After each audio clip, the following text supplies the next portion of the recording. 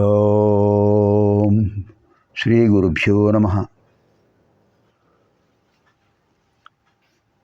శ్రీమద్ వాల్మీకి రామాయణ అంతర్గత బాలకాండే తృతీయ సర్గస్య పారాయణం. సంక్షిప్త రామకథ. శ్రుత్వా వస్తు సమగ్రం తత్ ధర్మాత్మా ధర్మ సంహితం వ్యక్తమన్వేషతే భూయః యద్వృత్తం తస్య ధీమతః. ఉపస్పృశ్యోదకం సమ్యక్ మునిస్థిత్వా కృతాంజలిః ప్రాచీనాగ్రేషు దద్భేషు ధర్మేణాన్వేషతే గతిం.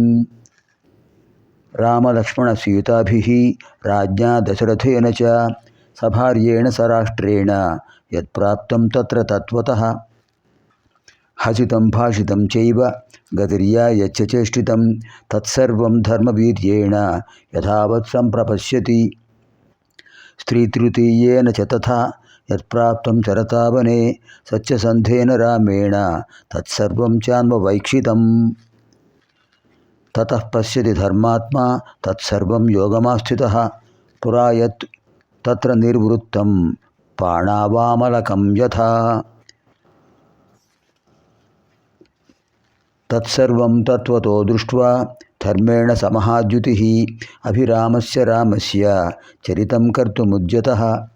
కామార్థగుణసంయుక్తం ధర్మార్థగుణవిస్తరం సముద్రమివ రత్నాఢ్యం సర్వశ్రుతిమనోహరం.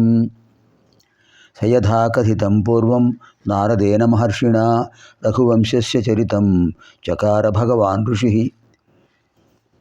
జన్మ రామస్య సుమహత్ వీర్యం సర్వానుకూలతాం లోకస్య ప్రియతాం క్షాంతిం సౌమ్యతాం సత్యశీలతాం.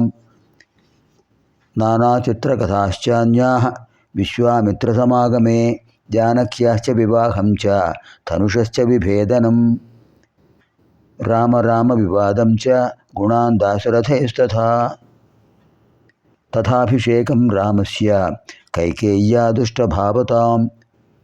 విఘాతం చాభిషేకస్య రాఘవస్య వివాసనం రాజ్ఞశోకవిలాపం చ పరలోకస్య చాశ్రయం.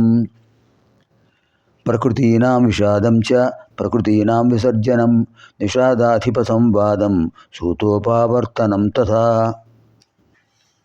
గంగాయాశ్చాపి సంతారం భరద్వాజస్య దర్శనం భరద్వాజాభ్యనుజ్ఞానాత్ చిత్రకూటస్య దర్శనం. వాస్తుకర్మ వివేశం చ వాస్తుకర్మ నివేశం. ఈ శ్లోకంలో 16 శ్లోకం మళ్ళీ ఒకసారి చూద్దాం. వాస్తుకర్మ నివేశం చ భరతాగమనం తథా ప్రసాదనం చ రామస్య పితుశ్చ సలిలక్రియాం. పాదుకాగ్ర్యాభిషేకం చ నందిగ్రామ నివాసనం. దండకారణ్య గమనం విరాధస్య వధం తథా. 17 బండి చూద్దాం. దండకారణ్య గమనం విరాధస్య వధం తథా దర్శనం శరభంగస్య సుతీక్ష్ణేన సమాగమం. ఇక్కడ 18వ శ్లోకంలో శ్లోక ప్రథమార్థం శ్లోక పూర్వార్థం కొంచెం జాగ్రత్తగా చదవాలి. సామాన్యంగా అనుష్ఠుప్ ఛందస్సులో మొదటి 8 అక్షరాలు ప్రథమ పాదంగా తర్వాత 2 అక్షరాలు ద్వితీయ పాదంగా చెప్తుంటాం. అలా ఉంటుంది ప్రామాణికంగా.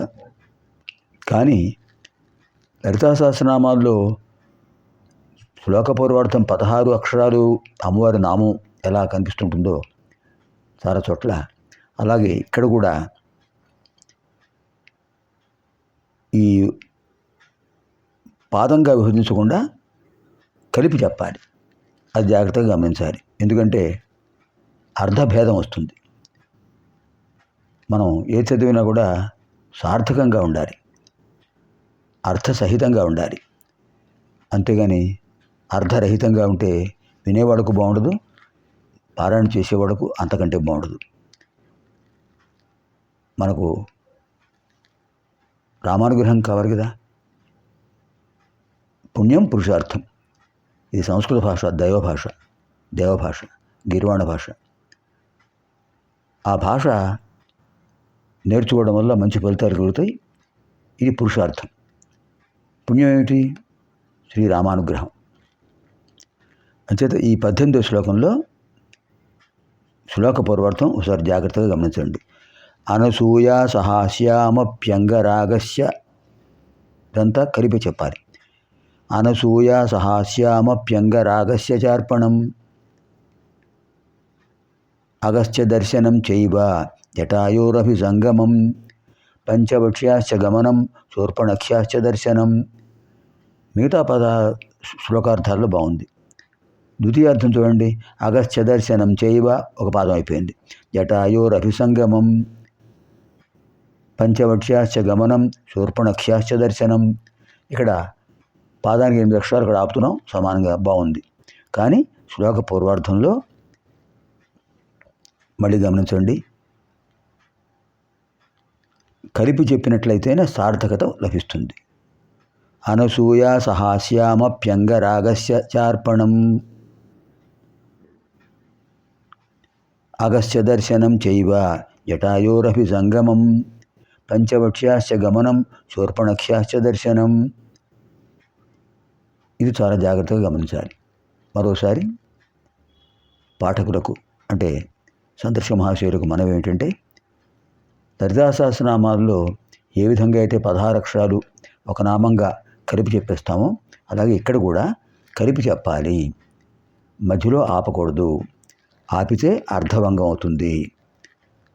మరోసారి చూద్దాం. 18వ శ్లోకం.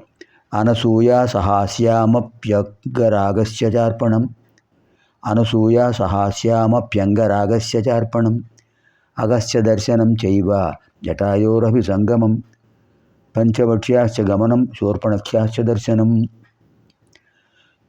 శూర్పణఖ్యాశ్చ సంవాదం విరూపకరణం తథా వధం ఖరత్రిశిరసోః ఉత్థానం రావణస్య చ మారీచస్య వధం చైవ వైదేహ్యా హరణం తథా రాఘవస్య విలాపం చ గృధ్రరాజనిబర్హణం కబంధదర్శనం చైవ పంపాయాశ్చాపి దర్శనం శబర్యా దర్శనం చైవ పంపాయ. ఇక్కడ 22వ శ్లోకం మళ్ళీ ప్రత్యేకంగా ఉంది. శబర్యా దర్శనం చైవ హనుమద్దర్శనం తథా విలాపం చైవ పంపాయాం రాఘవస్య మహాత్మనః ఋష్యమూకస్య గమనం సుగ్రీవేణ సమాగమం ప్రత్యయోత్పాదనం సఖ్యం వాలిసుగ్రీవ విగ్రహం వాలి ప్రమథనం చైవ సుగ్రీవ ప్రతిపాదనం తారావిలాపం సమయం వర్షరాత్ర నివాసనం కోపం రాఘవ సింహస్య బలానాముపసంగ్రహం దిశః ప్రస్థాపనం చైవ పృథివ్యాశ్చ నివేదనం అంగుళీయకదానం చ వృక్షస్య బలదర్శనం ప్రాయోపవేశనం చాపి సంపాతేశ్చాపి దర్శనం పర్వతారోహణం చైవ సాగరస్య చ లంఘనం సముద్రవచనాచ్చైవ మైనాకస్య చ దర్శనం రాక్షసీదర్శనం రాక్షసీతర్జనం. 28వ శ్లోకం. రాక్షసీతర్జనం చైవ ఛాయాగ్రాహస్య దర్శనం సింహికాయాశ్చ నిధనం లంకామలయ దర్శనం రాత్రౌ లంకా ప్రవేశం చ ఏకస్యాపి విచింతనం ఆపానభూమిగమనం అవరోధస్య దర్శనం దర్శనం రావణస్యాపి పుష్పకస్య చ దర్శనం అశోకవనికాయానం సీతాయాశ్చాపి దర్శనం అభిజ్ఞానప్రదానం చ సీతాయాశ్చాభిభాషణం రాక్షసీతర్జనం చైవ త్రిజటాస్వప్నదర్శనం మణిప్రదానం సీతాయాః వృక్షభంగం తథైవ చ రాక్షసీ విద్రవం చైవ కింకరాణాం నిబర్హణం గ్రహణం వాయుసూనోశ్చ లంకాదాహాభిగర్జనం ప్రతిప్లవనమేవాథ మధూనాం హరణం తథా రాఘవాశ్వాసనం చాపి మణినిర్యాతనం తథా సంగమం చ సముద్రేణ నరసేతుశ్చ బంధనం ప్రతారం చ సముద్రస్య రాత్రౌ లంకావరోధనం విభీషేణ 35వ శ్లోకం. విభీషణేన సంసర్గం వధోపాయ నివేదనం కుంభకర్ణస్య నిధనం మేఘనాదనిబర్హణం రావణస్య వినాశం చ సీతావాప్తిమరేః పురే విభీషణాభిషేకం చ పుష్పకస్య చ దర్శనం అయోధ్యాయాశ్చ గమనం భరతేన సమాగమం రామాభిషేకాభ్యుదయం సర్వసైన్య విసర్జనం చివరిది 38 శ్లోకం. స్వరాష్ట్రరంజనం చైవ వైదేహ్యాశ్చ విసర్జనం అనాగతం చేత్ కించిత్ రామస్య వసుధాతలే తచ్చకారోత్తరే కావ్యే వాల్మీకిర్భగవాన్ ఋషి. ఇత్యార్షే శ్రీమద్ రామాయణే వాల్మీకీయే ఆదికావ్యే బాలకాండే తృతీయ సర్గ. ఈ సర్గల విశేషం ఏంటంటే మొత్తం రామాయణం అంతా వస్తుంది మనకి సంక్షిప్తంగా. ఈ సర్గ ఒక్కటి జాగ్రత్తగా పారాయణ చేసినట్లయితే 24,000 శ్లోకాలు 7 కాండలు ఉన్నటువంటి అద్భుతమైన శ్రీమద్ వాల్మీకి రామాయణ పారాయణ పుణ్యఫలం లభిస్తుంది. సర్వేభ్యః శుభం భవతు. రామానుగ్రహ ప్రాప్తిరస్తు. స్వస్తి.